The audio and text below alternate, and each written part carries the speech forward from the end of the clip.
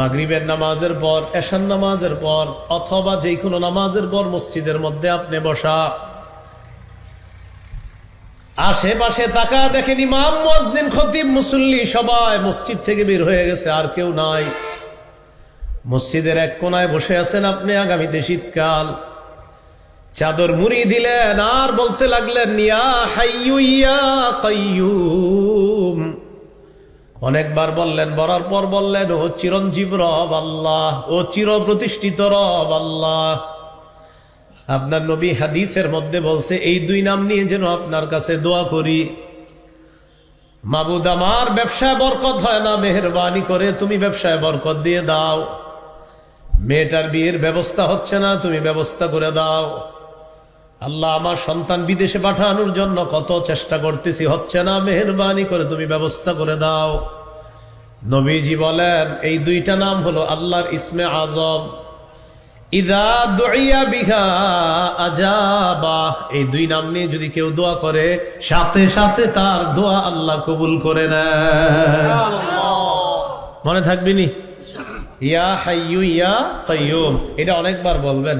তো আমরা যেহেতু বাঙালি মানুষ, অনেকক্ষণ বলার পর বলবেন ও চিরঞ্জীব রব আল্লাহ, ও চির প্রতিষ্ঠিত রব আল্লাহ। এই দুই নাম নিয়ে দোয়া করতে আপনার নবী বলছে আল্লাহ, এই জন্য আমি দোয়া করতেছি আমার সন্তানটা বিদেশ পাঠানোর কত চেষ্টা করতেছি আল্লাহ, হচ্ছে না, আল্লাহ আপনি একটু ব্যবস্থা করে দেন।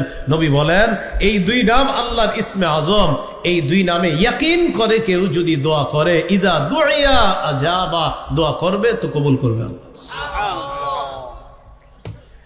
এই দুইটা নাম 3 সূরায় আপনারা পাবেন। কয় সূরায়? সূরা বাকারা 255, সূরা আলী ইমরান 2 নম্বর আয়াত, সূরা তাহা 111 নম্বর আয়াত। সূরা বাকারা 255 যেটা আমি তেলাওয়াত করলাম, আল্লাহু লা ইলাহা ইল্লা হুয়াল হাইয়ুল কাইয়্যুম। সূরা আলী ইমরানের 2 নম্বর আয়াত, আলিফ লাম মিম, আল্লাহু লা ইলাহা ইল্লা হুয়াল হাইয়ুল কাইয়্যুম। সূরা তাহা 111, ওয়া'দাতিল ওয়ুজুহু লিল হাইয়িল কাইয়্যুম। বলেন তো এই দুইটা নাম কি? ইসমে আজম। এই দুই নাম নিয়ে যদি দোয়া করেন আল্লাহ দোয়া কবুল করবেন। এই হলো আল হাইয়ুল কাইয়্যুম। এরপরে আল্লাহ বলেন লা তাখুযুহু সিনাতু ওয়ালা নাওম। আল্লাহ তাআলাকে তন্দ্রা স্পর্শ করে না, নিদ্রা স্পর্শ করে না। প্রিয় ভাইরা, তন্দ্রা কাকে বলে? জীবনে মানে ঘুমান না, তন্দ্রা। লা তাখুযুহু, তন্দ্রা স্পর্শ করে না, ওয়ালা নাউম, নিদ্রা স্পর্শ করে না। আল্লাহ নবী বলেন ইন্নাল্লাহা লা ইয়ানামু ওয়ালা ইয়ানবাগি লাহু আন ইয়ানাম।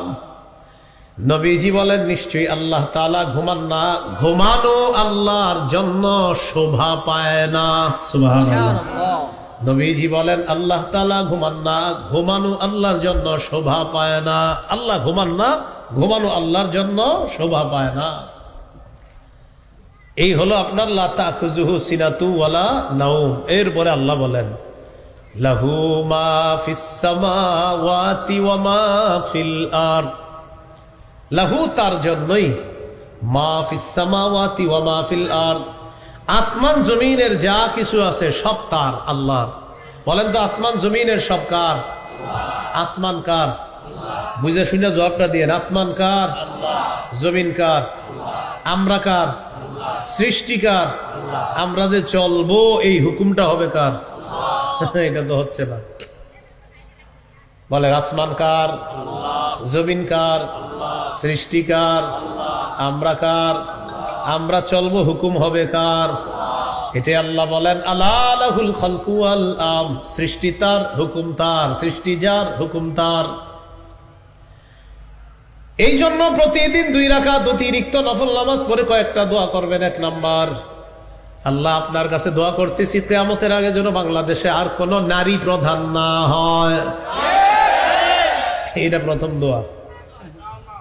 কেনই দোয়া করবেন সবাই বলেন, কেন বলেন? قال رسول الله صلى الله عليه وسلم لا يفلح قوم ولو امرهم امرأة। নবী বলেন ওই জাতি কিছুতেই সফল হবে না যে জাতি তাদের নেতৃত্বে কোন নারীকে বসায়।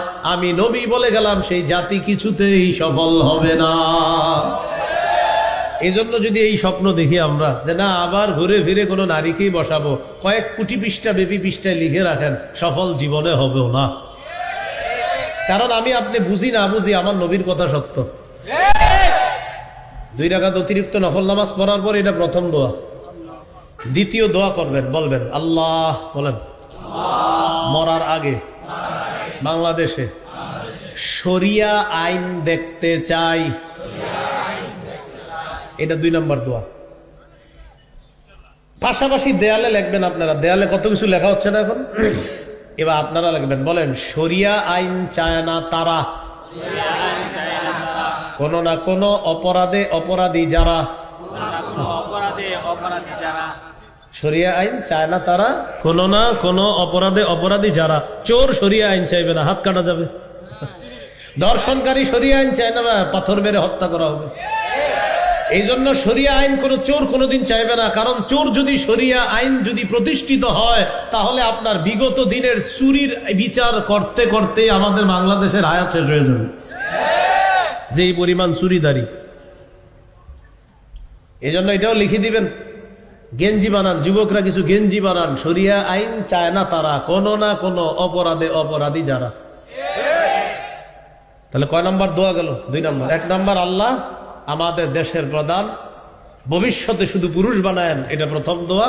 দ্বিতীয় দোয়া আল্লাহ মরার আগে শরিয়া আইন দেখতে চাই। 3 নম্বর দোয়া বলেন আল্লাহ এমন একজন শাসক বানায়া দেন, যেই শাসক মৌলিক 4টি কাজ করবে।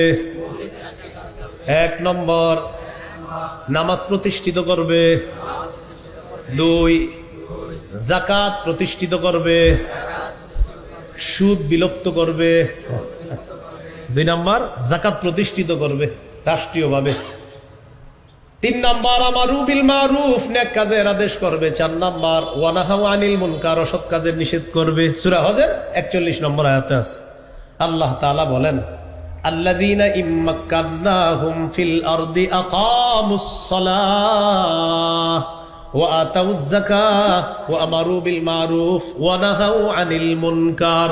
আল্লাহ তাআলা বলেন আমি যাদেরকে দুনিয়ার ক্ষমতায় বসাই তাদের মৌলিক কাজ হবে 4টা: নামাজ কায়েম করা, যাকাত প্রতিষ্ঠিত করা, সৎ কাজের আদেশ করা, অসৎ কাজের নিষেধ করা।